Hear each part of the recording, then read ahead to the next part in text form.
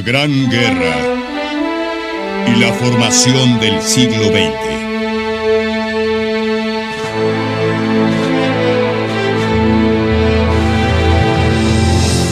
(1914-1918).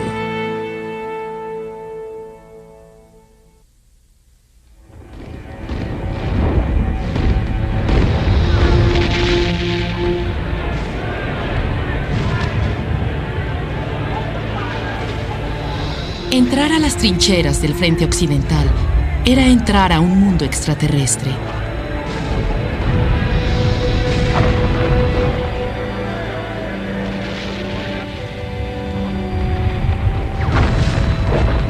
Un mundo que para los soldados era casi imposible de describir. El soldado alemán y artista Otto Dix fue uno de los que lo hizo.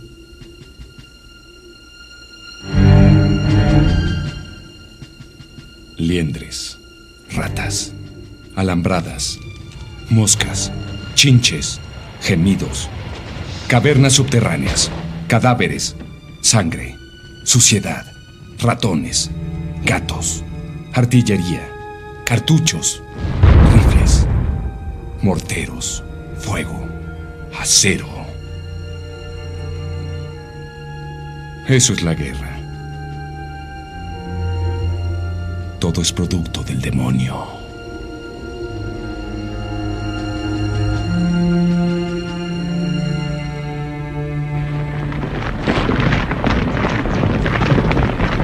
A principios de 1916, tropas frescas llegaron para reemplazar a los muertos y heridos. Y no terminaba el sufrimiento. En el frente occidental, el ejército alemán seguía trincherado en territorio belga y francés. En el frente oriental, el ejército ruso se retiraba. Había tenido grandes bajas. Había racionamiento en Alemania. Guerra submarina en alta mar. Y terror en las ciudades. Nadie estaba a salvo. Pero la guerra continuaba. Lo que sucedió en el campo de batalla en ese año daría un nuevo significado a la idea de sacrificio. Los soldados lo expresaron con una palabra. La Matanza. Episodio 4.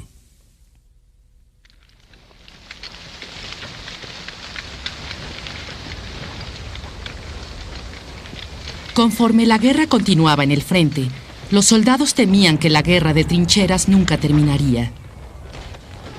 Una nueva respuesta a esta encrucijada vino del comandante general del ejército alemán, Erich von Falkenhayn. Él pensaba que a Alemania se le acababa el tiempo y que la victoria se lograría atacando con fuerza en el frente occidental, o sea, en Francia. El plan de Falkenhayn consistía en atacar la antigua ciudad de Verdún, una ciudad protegida por fortalezas romanas. Falkenhayn sabía que la antigua ciudad de Verdún era un símbolo de orgullo francés, por lo que la defenderían hasta el último hombre. Verdún es la batalla de Francia. El lugar representa la identidad de Francia. No hubo ninguna batalla antes y ninguna después que fuera tan importante en la historia de Francia. No se puede comprender a Francia sin comprender Verdún.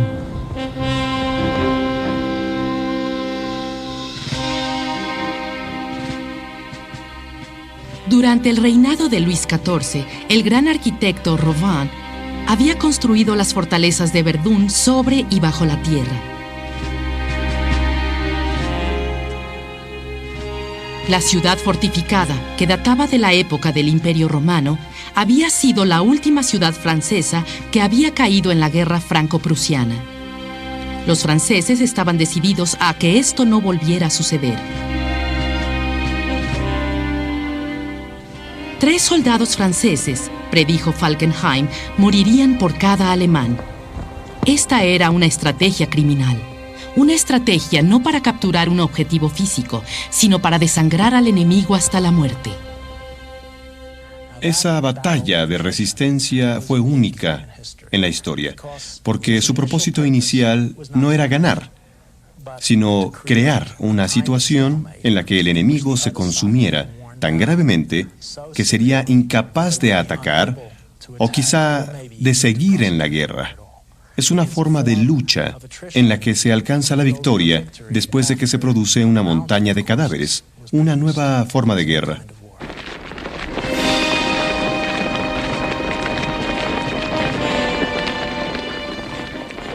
Falkenhayn dio a esta batalla el nombre de Gering, el lugar de la muerte. En secreto, los alemanes movilizaron su artillería cerca de Verdún. El 21 de febrero de 1916, la tormenta se desató. El fuerte fue golpeado por un bombardeo masivo, el fuego de 200 cañones. Nunca antes se había concentrado tanta artillería en las afueras de una ciudad. El comandante militar francés fue tomado por sorpresa. Y como Falkenhayn lo había previsto, envió sus tropas al frente. «Estamos perdidos», escribió un recluta. «Nos arrojan en la caldera». Cuando llegabas a Verdún, estabas perdido. No había salida. Los soldados lo adivinaban al ver el horizonte brillar en la distancia con el fuego de la artillería.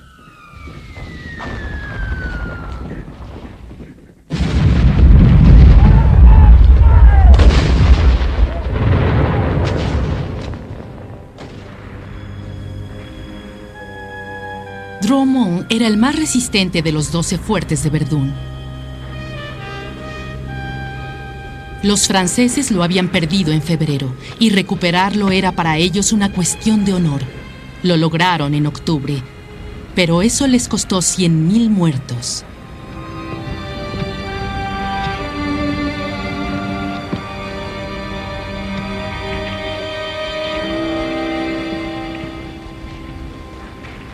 Tres cuartos del ejército francés fueron enviados a Verdún. Uno de ellos fue el teniente de 38 años, Henri de Sorneau. Los hombres estaban ocultos en los agujeros de la tierra y bajo las piedras.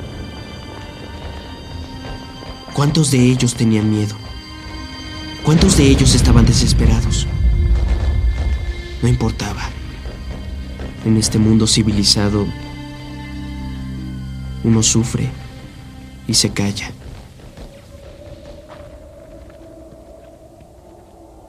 Desagneaux solo estuvo 2 semanas en Verdún, pero pudo ver ahí un fragmento del infierno, un lugar en donde los hombres luchaban por sobrevivir y por no volverse locos.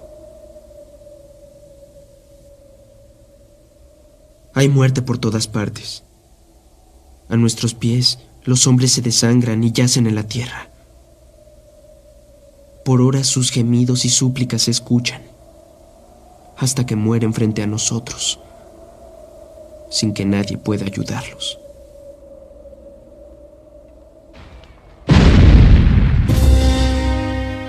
El ataque inicial a Verdún fue devastador, pero los alemanes perdieron su ventaja cuando los franceses movilizaron sus cañones. 14 millones de proyectiles de artillería fueron disparados por los 2 ejércitos, cerca de 200 proyectiles por cada soldado muerto. El plan de Falkenhayn de la batalla de resistencia había fallado. Ahora los alemanes también comenzaron a sangrar hasta morir. Las trincheras desaparecieron. Los bosques, que los habían protegido de la visión de los franceses, habían desaparecido. Muchos soldados alemanes se protegieron en los fuertes subterráneos capturados a los franceses.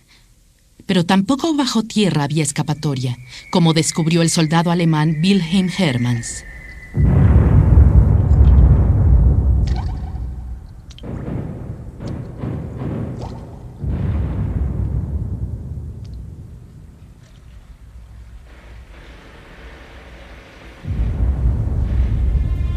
Era un lugar enorme. Había en él cientos de soldados,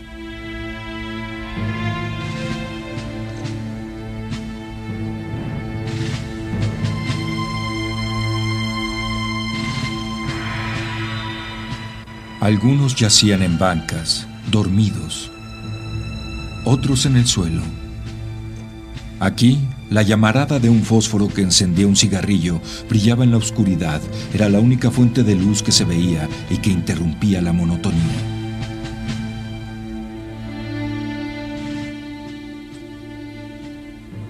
Busqué en mi mochila algo de comer, pero el fétido olor acabó con el poco apetito que tenía.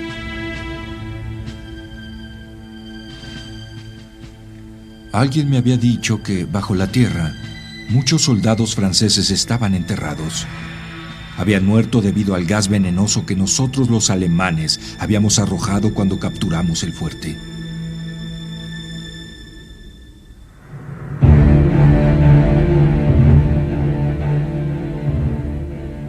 De pronto, escuché un grito. ¡Gas venenoso!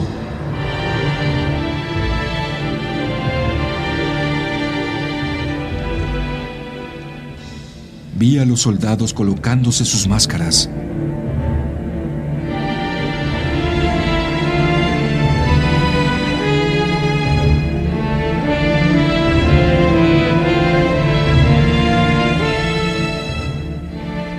Pronto, muchos murieron, y en las bancas y en el suelo yacían los cadáveres sobre los cuales los vivos pisaban para salir deprisa.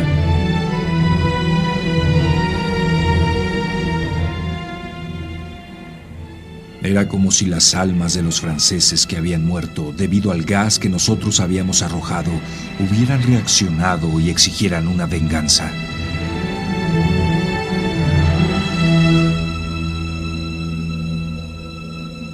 Con furia me decía: es inútil, no debes culpar a los franceses por usar el gas, nosotros lo hicimos primero.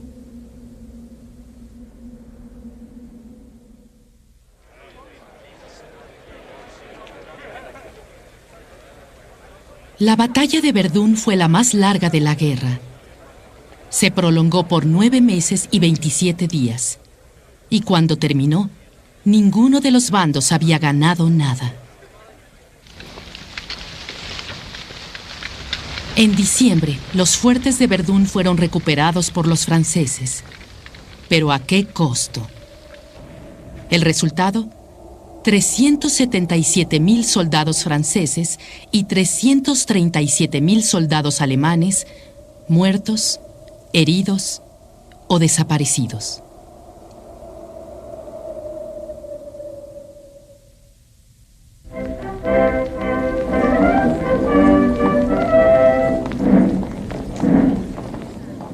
El esfuerzo de los aliados en el frente occidental fue apoyado por las fuerzas británicas.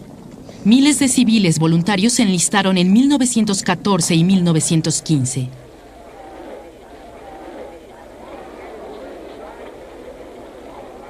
Casi 2,5 millones de voluntarios juraron defender a su patria.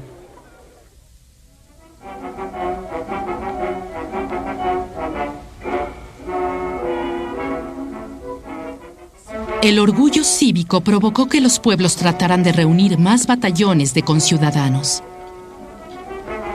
Muy seguido, grupos de amigos y trabajadores se enlistaban juntos. Se les prometía que si se enlistaban en grupo, el grupo se mantendría junto. Y la frase "enlístate con tus compañeros" o "con tus amigos" fue famosa. Y así, esto provocó una nueva situación. Una trágica situación, una situación atroz. Se llenaron las calles de jóvenes que marchaban juntos. Eran pequeños escuadrones de jóvenes que marchaban unidos. Era lamentable porque iban a morir juntos.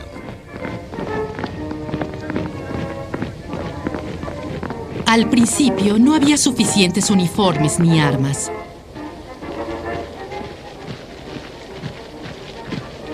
Y había señales de inexperiencia en los oficiales, como lo describió el subteniente Siegfried Sassoon cuando estaba entrenando en Francia. A veces un conocido cazador nos daba demostraciones sobre cómo usar un arma. Era genial y entusiasta, pero yo no sabía disparar un rifle. El experto en gas del ejército nos informaba que el gas obviamente estaba aún en sus inicios y por lo mismo muchos de nuestros hombres murieron o quedaron lisiados antes de que éste se desarrollara. Pero la estrella era un mayor escocés grueso y pelirrojo que nos mostraba el espíritu de la bayoneta. Hablaba con elocuencia homicida. Parecía que había sido creado para destruir a los alemanes. Al escuchar hablar al mayor, uno podía pensar que hacía eso a diario después del desayuno.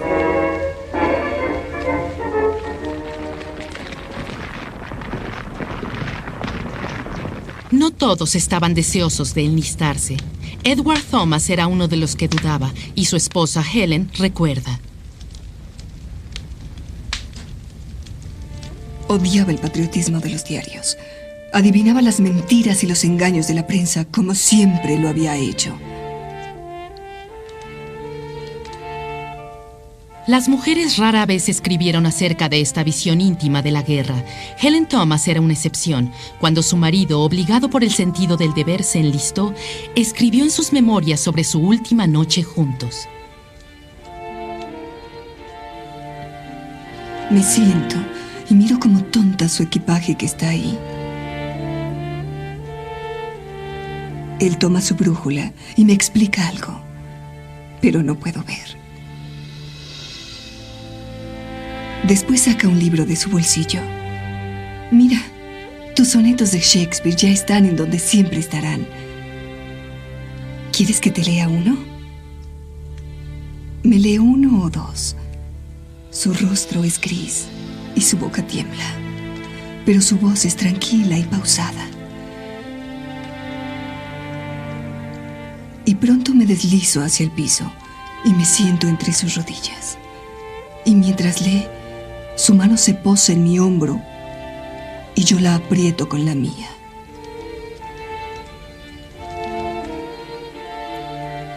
Así estuvimos toda la noche.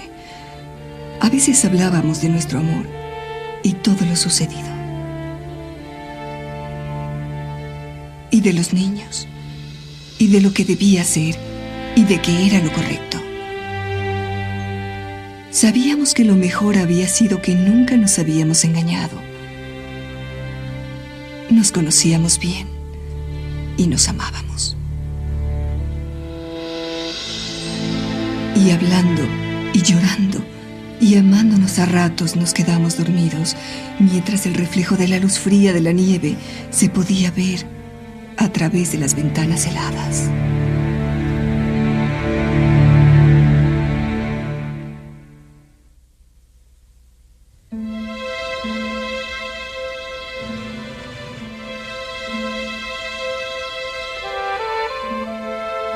En 1916, el ejército de voluntarios de Inglaterra peleaba su primera batalla. Eso sucedió aquí, en el valle del río Somme.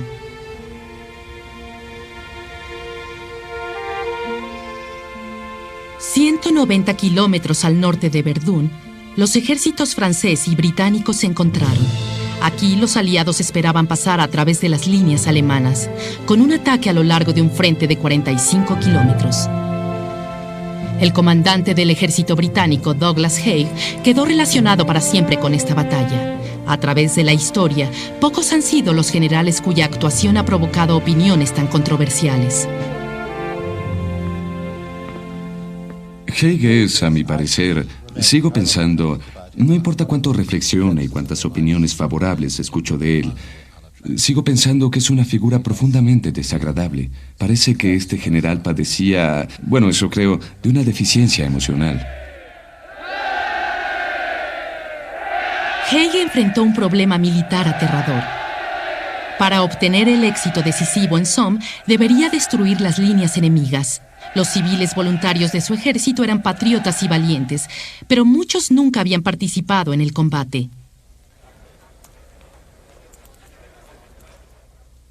Pero Haig estaba siendo presionado por los franceses para que atacara de inmediato. Sabía que si no liberaba la presión de Verdún, Francia se derrumbaría. Haig estaba perfectamente consciente de la presión que soportaban los franceses. Ellos De hecho, estaban desesperados y él tenía una concepción muy clara de lo que se debería hacer y era inmensamente paciente, inmensamente perseverante y fue capaz de soportar una gran dosis de castigo y decepción. Haig accedió a realizar una ofensiva gigante. Consideró que en la primavera su ejército voluntario estaba listo para pelear. El plan británico de la batalla consistía en un bombardeo masivo a las posiciones alemanas por varios días. Las líneas alemanas debían ser destrozadas. Su alambrada protectora sería volada. Las olas de soldados aliados simplemente caminarían a través de la tierra de nadie y capturarían las trincheras del enemigo. No necesitarán rifles, se les dijo a los soldados. Encontrarán a los alemanes muertos. No sobrevivirán ni las ratas. Por primera vez, la artillería británica tenía muchos cañones y muchas municiones, lo que era una novedad. Tenían más cañones y más municiones de las que habían soñado que iban a poseer y creyeron que podían cambiar el mundo con ellas.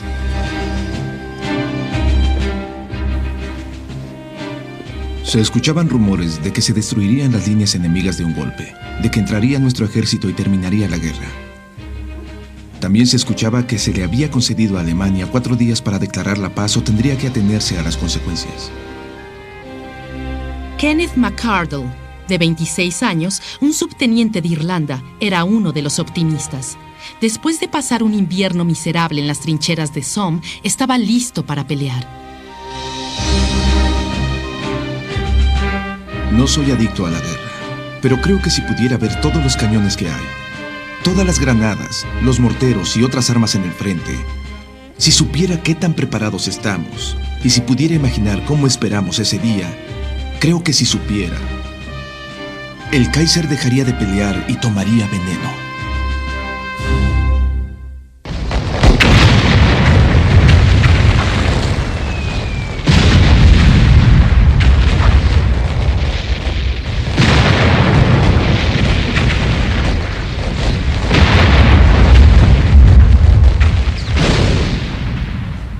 Fue el mayor bombardeo. Se habían lanzado 100.000 proyectiles en un día. Y eso, desde luego, hizo que los soldados tuvieran confianza porque pensaron, ¿cómo puede sobrevivir alguien a este bombardeo?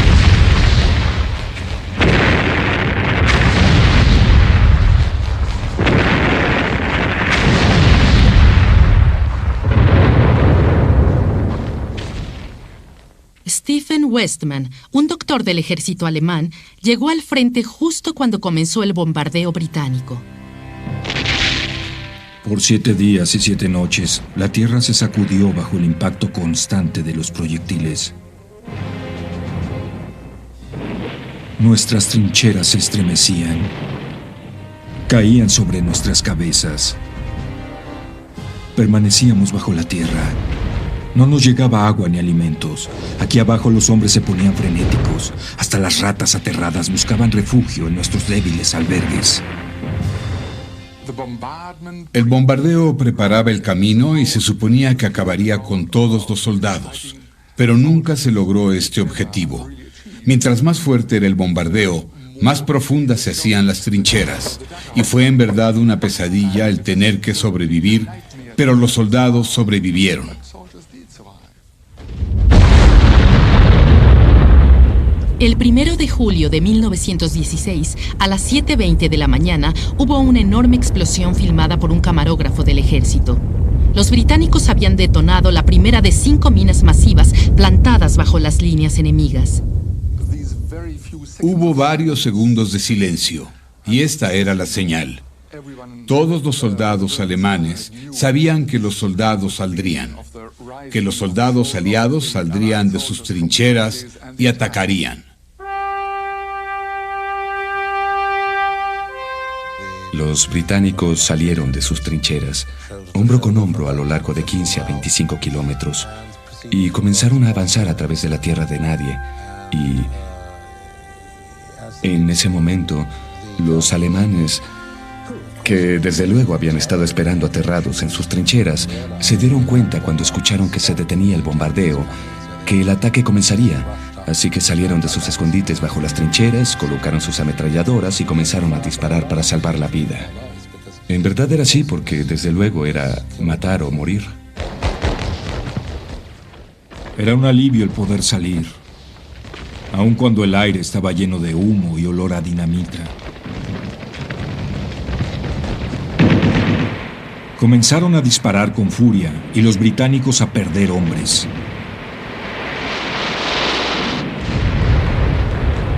En ese momento, el teniente McArdle estaba en medio de la tierra de nadie, guiando a sus soldados directo hacia las balas enemigas.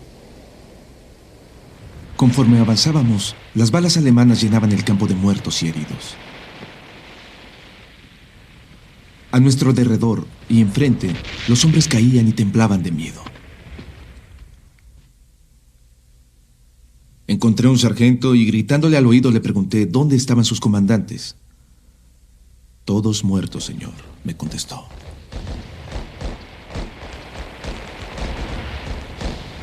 El ataque había sido un desastre. Miles de soldados heridos esperaban a que anocheciera para moverse en la oscuridad. Cuando cayó la noche, la tierra de nadie revivió, cuando los hombres comenzaron a arrastrarse a sus trincheras.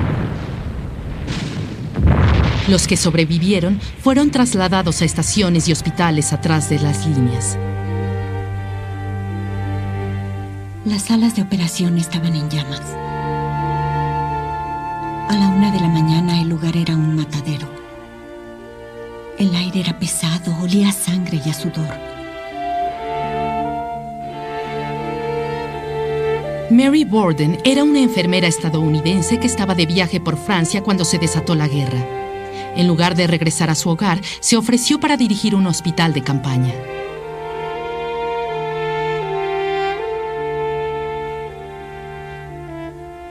Era mi obligación curar a los enfermos cuando llegaban en las ambulancias y mantenerlos vivos hasta que llegaran a las salas de operación. Si cometía un error, morirían en sus camillas en el piso frente a mis ojos, los que no debían morir. Todo era como un sueño.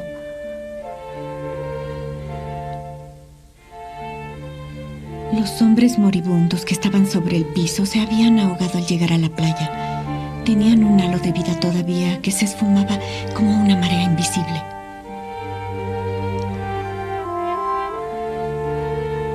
Había pechos con agujeros del tamaño de mi puño y podredumbre donde antes hubo piernas. Había ojos ciegos y partes de rostro sin nariz o sin mandíbula. Eso es lo que había. Ya no había hombres. Pensé que este es el segundo campo de batalla. La batalla se llevará a cabo en los cuerpos desvalidos de estos hombres. Somos nosotros los que lucharemos ahora contra sus verdaderos enemigos.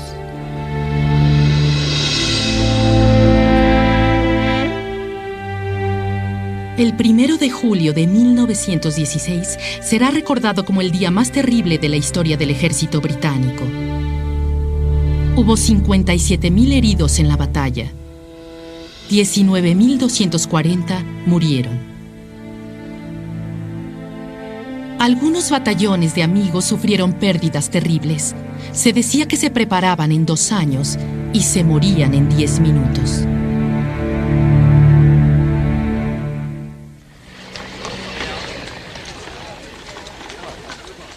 Las primeras noticias de la batalla que llegaron a Inglaterra fueron entusiastas, pero falsas.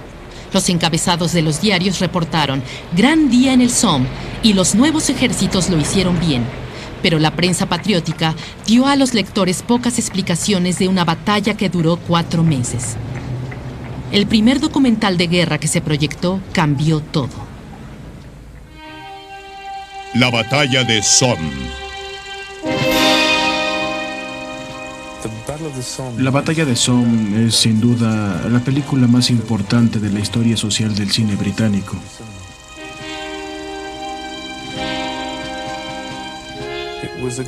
Fue una dura prueba acerca de cuánto podía soportar el público inglés al ver una imagen realista de la guerra.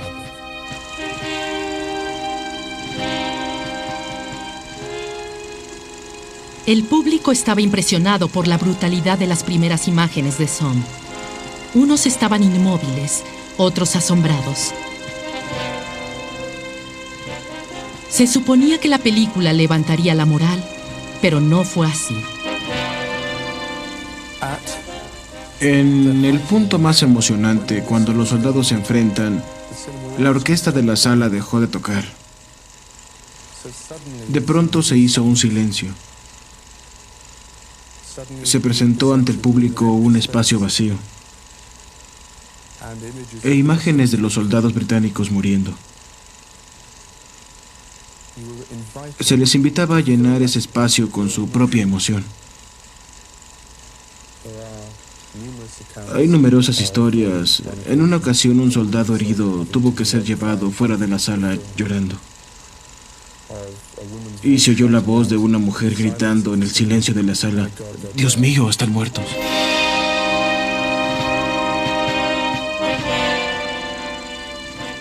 Vieron la película alrededor de 20 millones de personas, la mitad de la población de la Gran Bretaña. El gobierno británico, como todos los gobiernos, pronto se dio cuenta del poder de la imagen. Nunca más durante la guerra se presentó una proyección oficial de la guerra que fuera tan real y que no fuera censurada.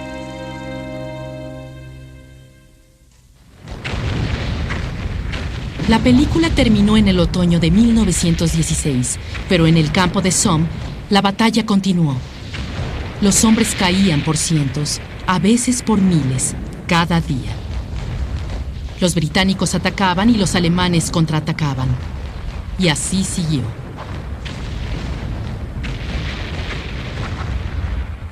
Se puede decir que los hombres que pelearon nunca habían visto algo igual antes. Los generales que lo planeaban tampoco. La otra visión de la historia es más crítica. Se suponía que esta no sería una batalla de resistencia, una batalla para desgastar al enemigo. Se había planeado romper las líneas enemigas. Pero cuando la batalla se prolongó, se hizo evidente que esta ruptura era imposible y aún así la batalla continuó. En cierta forma se redoblaron esfuerzos. No terminó con la guerra, sino que se volvió más honda, más profunda, una persecución enfermiza. El regimiento estaba aniquilado. Todo el mundo estaba muerto. Bowdry, Kenworthy, Chesham, Sprott, Ford y otros amigos, no sabíamos cuántos. Bowdry disfrutaba los desfiles de la mañana. A Chesham le gustaba cazar el gamo africano cuando el calor calentaba los primeros momentos del día. El joven Víctor murió. Su problema de matrimonio con una mujer 6 años mayor finalmente había terminado. El general Shea telegrafió: «Bien hecho, Brigada 90. Atacarán pronto otra vez». Somos casi 400 hoy, cuando fuimos 800.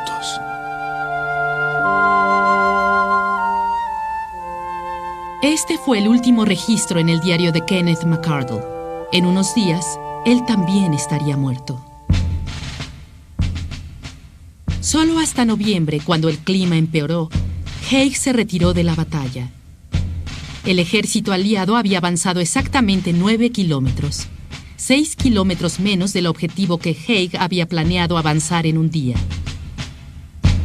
Hubo alrededor de 1 millón de víctimas, 620.000 soldados británicos y franceses y 450.000 soldados alemanes estaban muertos, heridos o desaparecidos.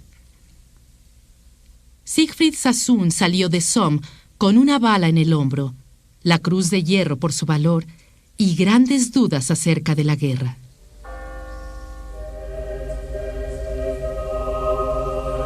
Miré hacia Albert.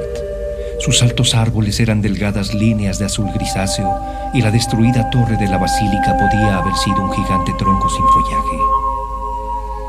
Solo el distante ruido del bombardeo alteraba el silencio, como alguien que pateaba balones. Era un suave ruido a millas de distancia. En el oeste, pálidas luces naranja caían sobre un territorio que resaltaba con una rica, lastimera belleza, como el fondo de un paisaje.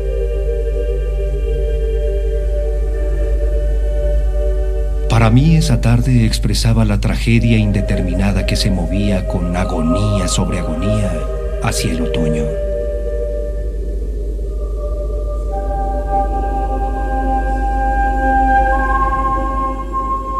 Me apoyé en un puente de madera mirando hacia abajo los brillos verdosos de un pequeño río. Pero mis pensamientos no podían con tanta tristeza.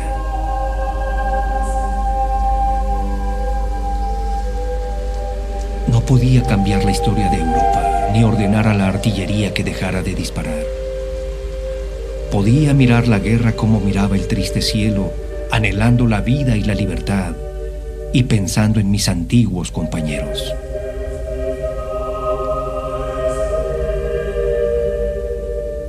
Pero un subteniente no podía hacer nada excepto obedecer a sus superiores. Y por lo tanto, ahora he decidido que Armagedón fue demasiado inmenso para que yo pudiera comprenderlo. Como todos los soldados, había esperado demasiado de la batalla de Somme.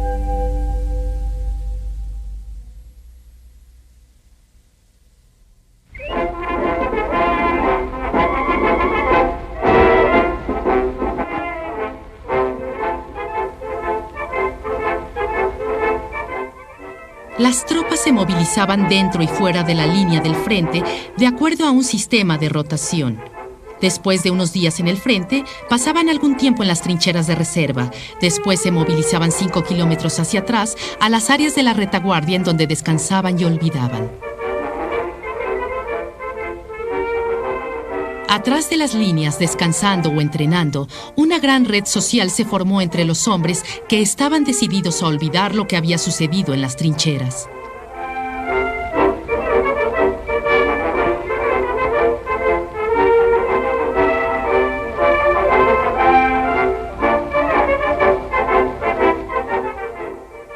Los regimientos de caballería organizaban competencias de salto.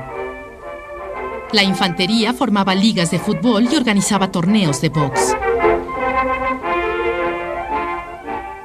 Los canadienses y más tarde los estadounidenses jugaban béisbol. Los soldados escribían y publicaban sus propios diarios y en improvisadas salas de cine miraban a las nuevas estrellas del cine mudo.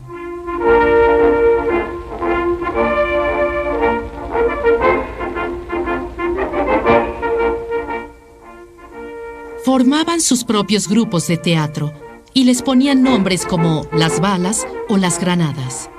Como no había mujeres para sus funciones, ellos las creaban.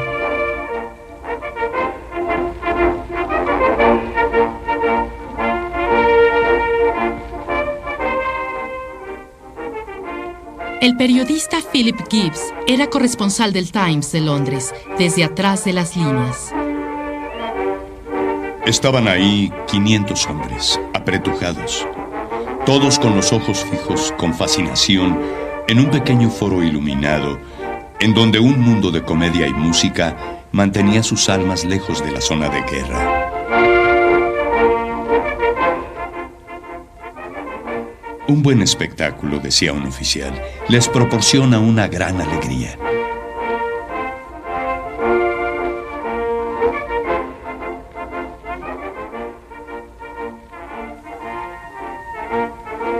Esas semanas lejos del frente eran consideradas cruciales para el rendimiento de un soldado durante los días que estaba en las trincheras.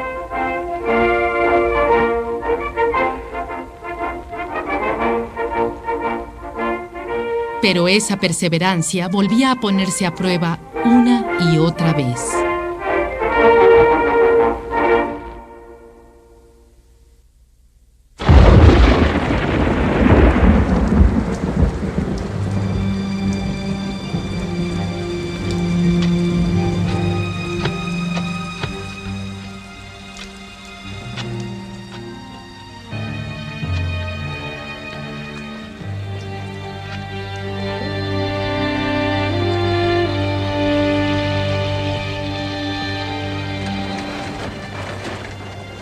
Al comenzar el año de 1917, los aliados tenían confianza en que romperían las filas del enemigo antes de fin de año. Esta vez, había una nueva razón para este optimismo. El ejército de Haig había desarrollado nuevas tácticas. Mejores técnicas de bombardeo y producción de municiones producirían un fuego de artillería más preciso y confiable. La barrera de artillería, un muro móvil de proyectiles para la infantería en su avance, se había perfeccionado. El pelotón de infantería se había reorganizado y se le había dado mayor armamento para que pudieran proseguir el ataque.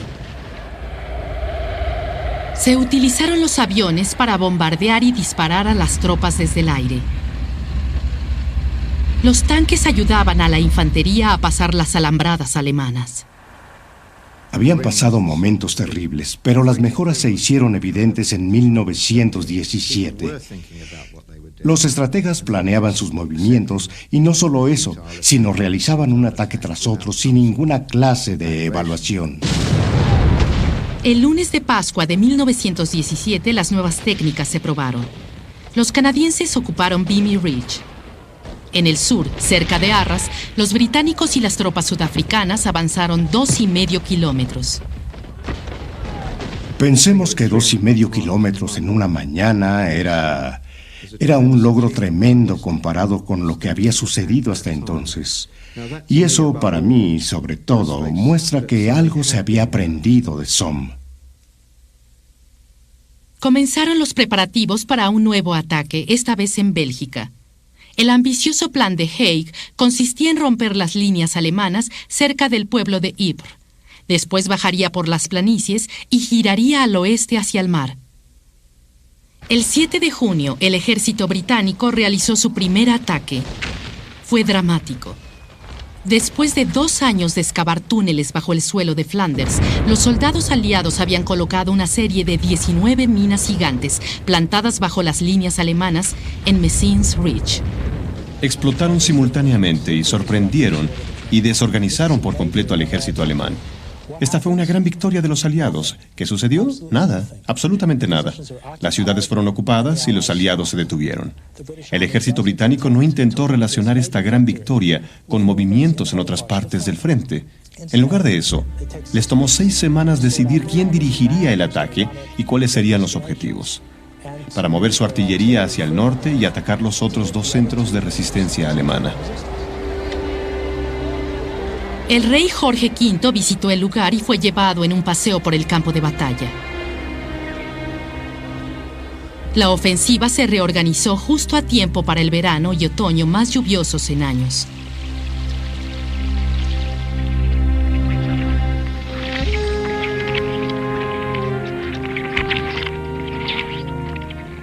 Los aviones no podían volar. Los tanques no se podían mover. Haig y sus comandantes ordenaron repetidos ataques a través de lo que ahora era un pantano.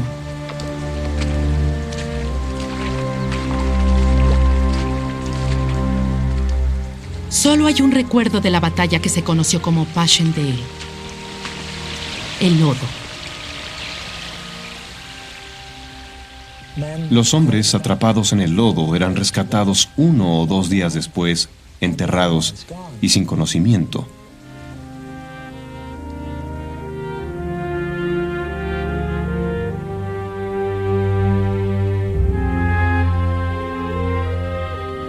Los caballos se hundían.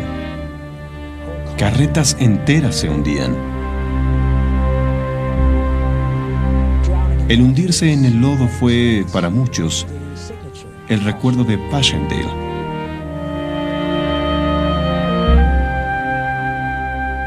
Lodo y lluvia, desgracia y sangre. ¿Por qué se quejan los alegres soldados? Dios los creó antes que las inundaciones, el lodo y la lluvia.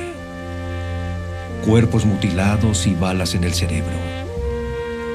Jesús nunca supo cuándo morían. Jesús tuvo un propósito para sufrir. Sí, como pobres bestias derramamos nuestra sangre preguntándonos si morimos en vano. Las tinieblas nos encierran en un saco húmedo, lodo y lluvia. Passchendaele es recordada como la batalla más trágica de toda la guerra. Un testigo de esto fue Paul Nash. Fue enviado al frente, no como soldado, sino como un artista oficial.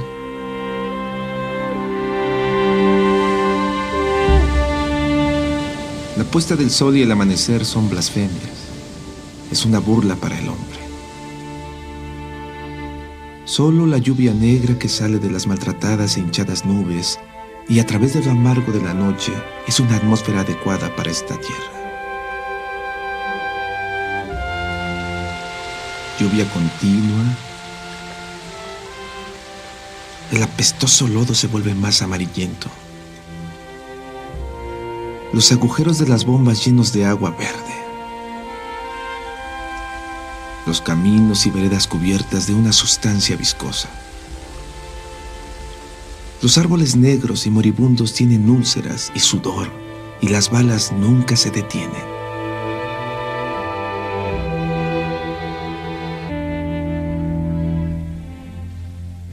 Pasaron 3 meses antes de que Haig detuviera la campaña.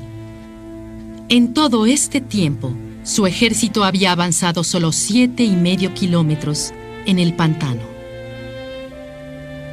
Víctimas en ambos bandos. 500,000 de hombres muertos, heridos o desaparecidos. Pero ahora, muchos soldados comenzaban a preguntarse por qué estaban peleando.